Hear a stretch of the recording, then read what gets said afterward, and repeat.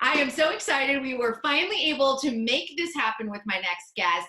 Kathryn McCormick is here, and I think we tried to do this interview for maybe 2 years, maybe more than that, but it's finally happening during a pandemic. Welcome. Thank you. Thanks for having me. I know I've been asking everyone, how are you holding up during this really interesting time?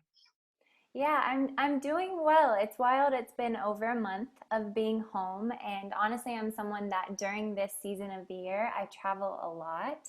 I'm gone a lot, and so to be home, it's actually funny. My husband was like, "I'm used to you being gone at least 3 full days out of the week. Like we have to make time to make sure, okay, I'm gonna go on a walk by myself so we can get our alone time in too, because that's so important to have that space." But I also feel incredibly grateful for the quality time that we're getting to have and being able to nurture my home and kind of allow creativity to arise however it can in a time that normally I would be so busy or flying or traveling that being home would only be a time to recoup when it comes to just being exhausted and needing to rest and refuel. But I'm feeling like, oh, I'm finally getting beyond the point of needing to rest and refuel, and I can actually dream and play. And that is really cool. So I'm grateful for it. I know it's a really odd time and a challenging time for all of us, but I'm trying my best to, in the highs and lows of so many emotions, because they're real and they're there. Yes. I'm trying my best to let it teach me and also see the beauty in the earth having a moment to heal and a shift of perspective of lifestyle in general. When you have those hard days, what do you do? Like, how do you get through it? Because we're all going through it, and there are days that I'm feeling like I've got this. I'm doing my goals. I'm like crushing things. Then the other days I'm like, oh my gosh, like how are we going to get through even just the next 8 hours? I think I'm noticing my patterns. I'm noticing my habits. When I start to feel out of control, I'll get obsessive and I try to just like think of, I'll make a to-do list and I'm like checking off my to-do list and doing my thing, and that can make me in a false way feel like I'm in control because I know we're never really in control. So I'll notice at first, depending on emotionally where I'm at, if it's in a space of going, oh gosh, there's no work, what are we doing? I don't feel accomplished. Whatever it is, I'll start to make the to-do list and check them off. And then once that happens, I realize it doesn't make me feel better. And I'm like, okay, cool. Well, that's done. So where do we go? And I've been taking a lot of time. I'm actually doing online meditation classes through neurosculpting that I'm offering. And so it's making me, even through that, take more time for myself. So I always try to wake up and immediately do a meditation. It doesn't always happen depending on what's going on in the day, but I try to at some point take at least 20 minutes for myself and do a meditation of some kind. And neurosculpting has been one that has transformed my life in a huge way. And so that has been my go-to for the past couple years. Can you And explain so, what neurosculpting is for someone yeah, who's not familiar? I'll dive into it. It's a beautiful form of meditation. And honestly, going back just to say meditation, because I realize that when I'm in that state of panic or state of, oh gosh, I don't have enough, I'm not doing enough, I can be in a survival mode state, and I can try to think through it and overthink it to the point that I'm running in circles and I don't get anywhere. So meditation has helped me a lot to be able to regulate myself enough to have a more clear mind so I then can process things. So when I get in that state that you're talking about, that emotional state, the panic state, I'll meditate, and then from there ask the same questions after I've settled a little bit. But neurosculpting is a form of meditation that has a foundation in neuroscience. So it blends, it sounds intimidating, it's I know, not. I'm like, wow. It blends mindfulness and brain science. And so what it helps to do is look at different thought patterns, places that you may feel stuck. Stories. I know a story I've told myself since I was little that I'm just not good enough. Wherever that came from in my past, it's continued to cycle, and I know we all have different stories. And so this is a specific form of meditation that helps you to take a look at those stories and start to shift your perspective around it. So not to say that the story leaves forever and you never feel it again, but to be able to give more options. So if I could look at that story, I'm not good enough, and rather than just looking at it in fear and spiraling and telling myself all the reasons I'm not good enough, if I can begin to meditate on that and introduce novelty, introduce creativity, humor, then I can start to look at it a little bit differently, and then I can start to have more options. There's so much to explain with neurosculpting. That was just a little bit, so I hope that makes sense, but it's definitely helping me to understand when I'm in survival mode and how to shift myself from a state of survival and panic into a more present place. Because when we're in a more present place, we're more creative, we're more curious, we're more able to make sense of our emotions, and that's where I want to be. Unless I'm actually in danger, I want to be in survival mode. Right, that's a whole other, yes. You know, but most of the time I'm not actually in danger. I just think I am because my thoughts are in a place. We all do that to ourselves, and I would think that is very useful for you as a dance educator as well, because some of us have had teachers in the past that put negative thoughts in our heads, and it does stick with you when you're younger, and then continues with you as an adult because you start to believe it for some weird reason and things like that. And I feel like dance educators in 2020 have a new approach and a better approach to getting the results that they need in a healthier way. What are those approaches? I love it. I would imagine that, but I would imagine yes. some of that, like that meditation, you can bring to your students, because even if they're not getting negative thoughts in a dance class, perhaps maybe they're getting it at school, and you or anyone else that's sort of trained that way can probably sort of help guide them. Yeah, I guess it's hard to know, right, what anyone's really thinking about and what anyone's triggers are. But I know for me, growing up as a dancer, I've developed a lot of triggers walking into a dance studio, walking into a rehearsal room, walking into a place of learning, whatever it is, whether that's immediately thinking, oh gosh, I felt great, and then I looked in the mirror and look what's actually there, or, you know, wow, I feel strong today, but oh gosh, that person is amazing, so that must mean that I'm not, or whatever those stories are. And so it's interesting because for me as an educator, I started sharing movement when I was 19, because that's right after I did So You Think You Can Dance. I'm now about to turn 30, which is crazy to hear, to just experience that entire process and how much I've grown as an individual. But going into a state of sharing from such a young age and doing a television show that I honestly had no idea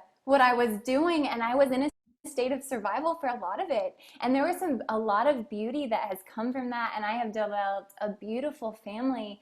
But a lot of my approach was all adrenaline based. It was all, oh my gosh, I don't want to embarrass myself. I don't want to fail. I have to kill this.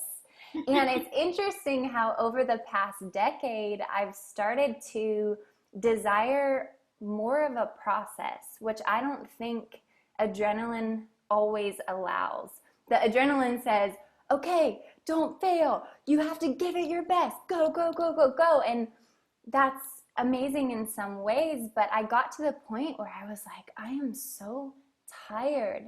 And I'm so tired of having so much adrenaline and having all of the thoughts that continue to spiral when it comes with that state of vibration and energy in my body. And so it's been fascinating as I've started to really get curious and go, okay, if I want to come from a more grounded and embodied place, which when I have a ton of adrenaline, I'm not embodied. No, and you're like totally out of your body. Dancers are embodied. I don't know. I haven't been embodied most of my life, even in doing performances. And so that's been the past 4 or 5 years for me. The focus has been on how do I come back to myself?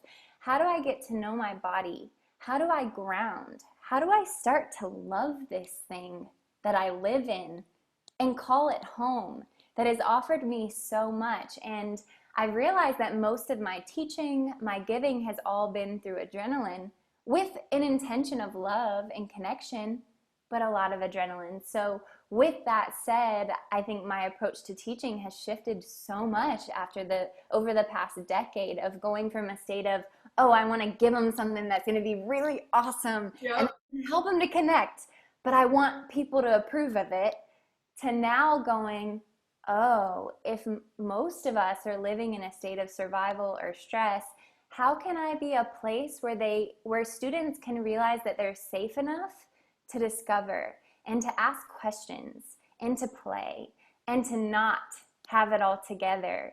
And so and to trust. Yeah, I'm still discovering that for myself and sharing what I discover along the way. So it's a process. It is. And I could imagine a lot of these dancers probably grew up watching you too. And it's hard to believe that season 6 was over a decade ago, which is unbelievable. Wow, yeah. But you know, it's interesting listening to you because I hear this from other contestants that So You Think is a dream for so many. And then once they achieve the success of getting on the show, everyone says, I wasn't myself, like through the whole process. And I always wonder, how can we help these contestants that make it now to the top 10? How can we help them feel authentically themselves? I mean, you're still going to feel out of body because it's a dream come true and you're on television and you're thrown into a new experience. But how can we help them feel a little bit more authentically themselves? Yeah, I think it is a challenge because you're constantly, what I've been learning from neurosculpting is one of our basic needs, our basic instincts is to ask, am I safe? Is there a threat? And if a human being feels like they're in danger, then access to truly being present and soaking in every second of a moment, that can't really happen. And so it's interesting because uncertainty and mystery, even if it's exciting, can leave a person to feel really unsettled and as if they're in danger because you don't know what's going to happen. Right. That's what the show is based upon. You know, you go throughout the whole show. And I remember as a contestant, I didn't know what was happening from one day to the next. You don't know. They just tell you the day of. And so it's kind of like you're always in this state of uncertainty. But I think there's so much beauty that comes from that because I know personally, I realized so much of my potential by getting put in situations that if I would have planned for or known about, I would have freaked myself out so much. I probably couldn't have done it.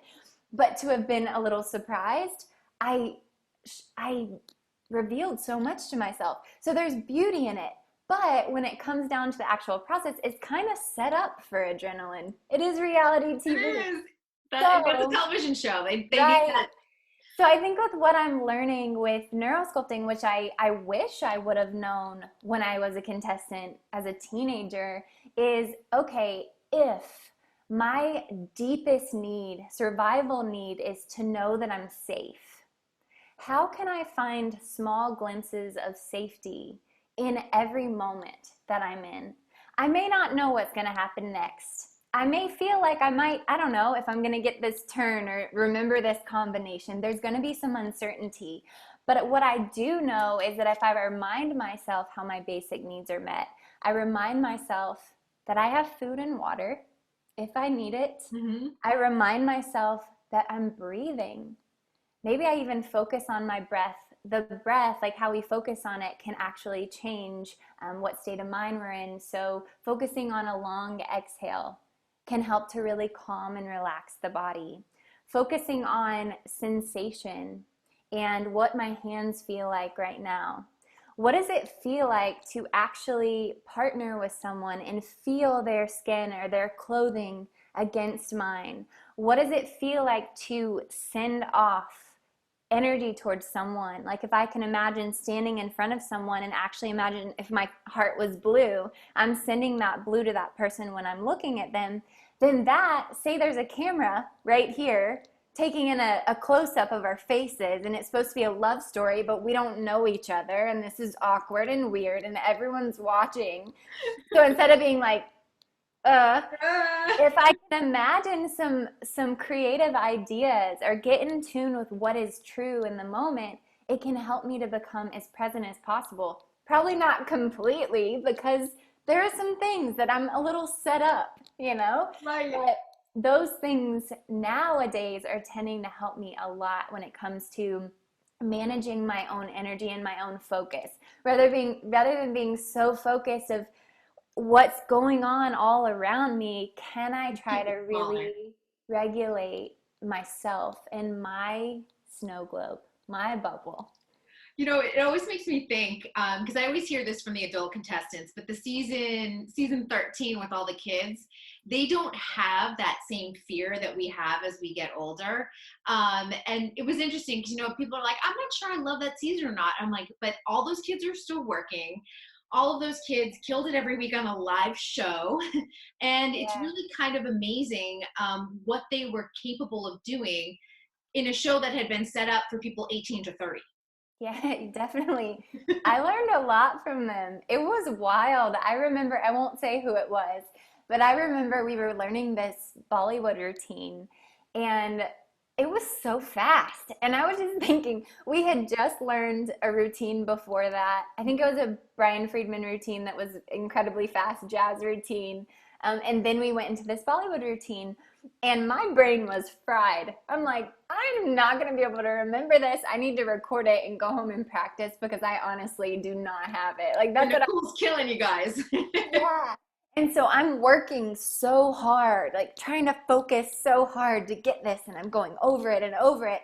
And then there's like this one little contestant, I'm not going to tell you who it was, but they were like laughing hysterically, and they're like jumping around and doing all the wrong movements while we're rehearsing it and running it for an audience, like in the studio. And he's like laughing and doing different things. And I was just thinking, like, I would be freaking out if I were doing the wrong movements and didn't know what I was doing. But this little one is just laughing and having the time of his life. And tomorrow he's going to come in and know it. And it's going to be easy, and there's going to be no You're just going to stress. sleep on it. It's no big I deal. was like, wow, there's so much to learn from play, Mm-hmm. allowing yourself to play. And I think that's something when I was a contestant, I didn't leave any space for, because I already had this story that I must have gotten on the show by accident. I just didn't. How is that possible? I just did not. Dancer. I just didn't understand. I'm from a small town. I grew up watching the show a couple seasons before mine, and I just never imagined, like, I didn't know any professional dancers. I didn't know what that even was. And I didn't know. It was such a shock to me. And I think that's why I was always so overwhelmed with emotion, because it felt like it was just this moment in time that it's like, I'm not ready, but I guess I'm ready. Like, I'm supposed to be here. And You kind of go, what am I doing here? Because I always say this to people, because I'm from small town Massachusetts. I always say I'm from Boston, but I'm from a suburb of Boston. And the first time I did the Oscars red carpet as a reporter, I was standing here going, how did I get here? I spent my whole life watching this. How am I here? Right. It's surreal. It's wild. And it's those stories again that come up that go, I was never supposed to be here. I'm not good enough for this. And it pulled me out of the present moment a lot, but I think that's just the only place I knew how to be when I was first a contestant. And it's interesting to go back, and I'm like, wow, the past decade of my learning of how to be on camera is just documented. I'm like, that's so embarrassing. And then at the same time, I'm like, you know what? It's beautiful. It's beautiful, because I hope that other people out there that see the process of evolution when it comes to like learning how to really communicate and be with people and connect, and how can you speak from an authentic place. And the growth is such a big part of the journey. Yeah, so there are moments I'll be embarrassed, and then I'm like, you know what? I'm really proud of who I'm becoming, and I'm in process, and I have to be okay with letting people see that, and that's really hard. It is. Yeah. But I think that's too, people, when you're more authentic, people are able to see the successes, but they're also able to see your missteps too. Because I think that is, if you don't fail every once in a while, you don't learn a thing. honestly. Yeah. You just kind of can't It's just a part of the human experience, right? Nature fails too. Mhm. Like something grows and then it dies and falls over and never comes back. It's like I think the being reborn and death, it's like a cycle, and it all belongs if we can allow it to. It all belongs. I want to know, season 6 was such an interesting season because it's that one random fall season that the show had.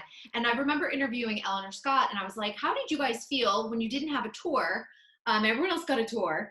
I know it probably felt unfair in the moment, but she said, it launched me. Instead of like that 3-4 months you're out on tour, she's like, it launched me right into a professional career, which she thought helped her in hindsight now that she could see it.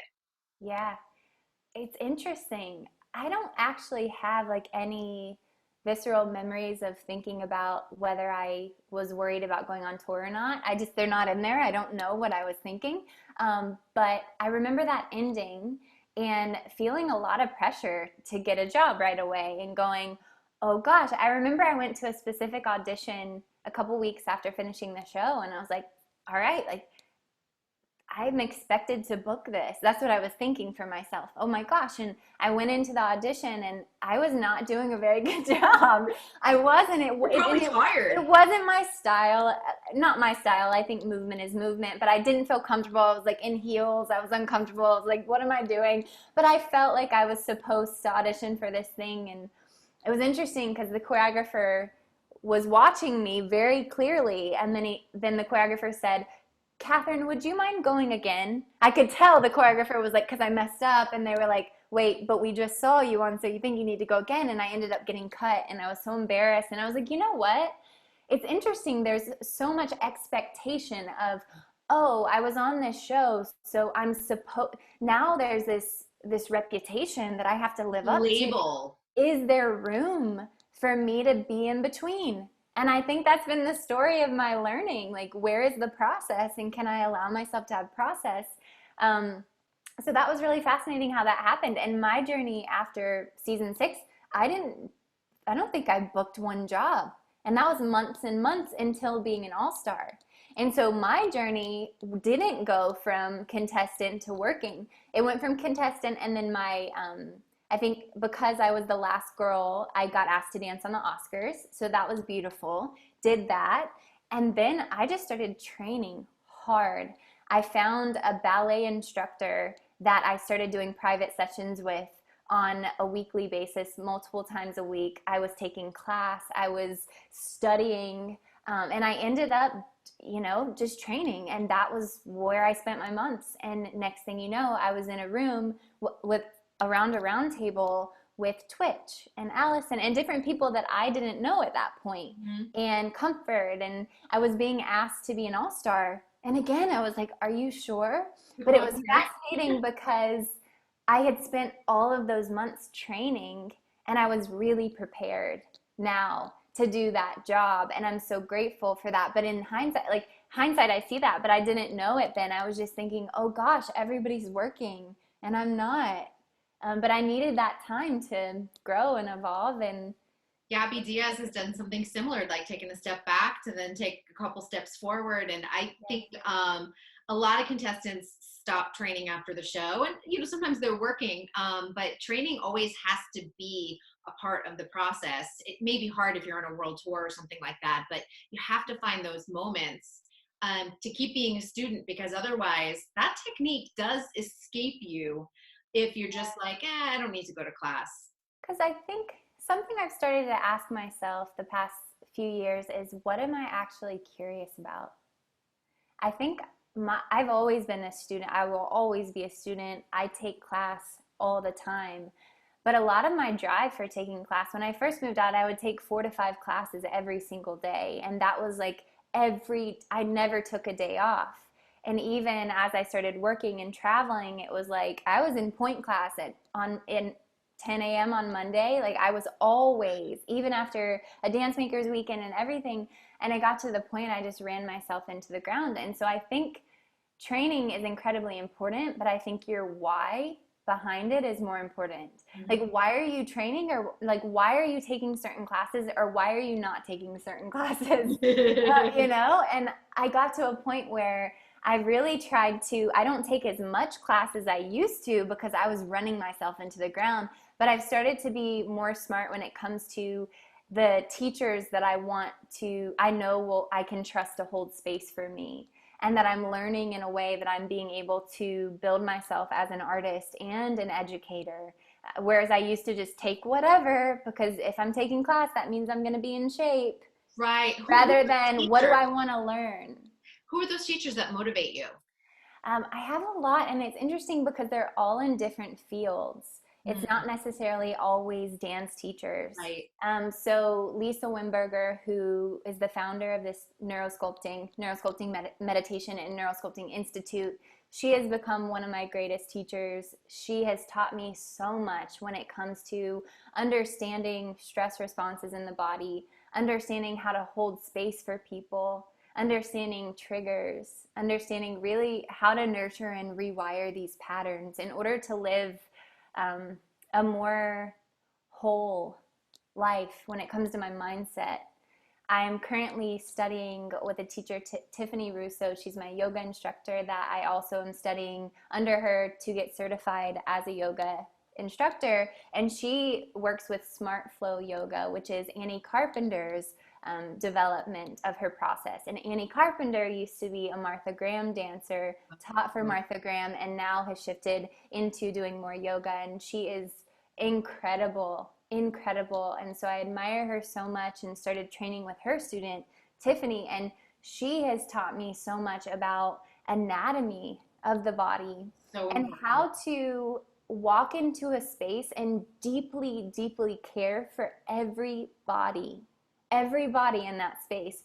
Whereas I think sometimes in the dance realm, a lot of times I'll walk into a class and so many educators or teachers are just sharing and looking for people that are good at their work. And I'm sorry, that's not the educator I want to be. I want to be someone that people feel safe with, that they know I'm holding space for them and they are my priority, and I can help them to get to know and understand their body in a way that hopefully they can walk away feeling a little more close to home within themselves. And so the teachers that I'm beginning to develop in my life and hold close are the ones that are teaching me how to do that for myself and how to share that.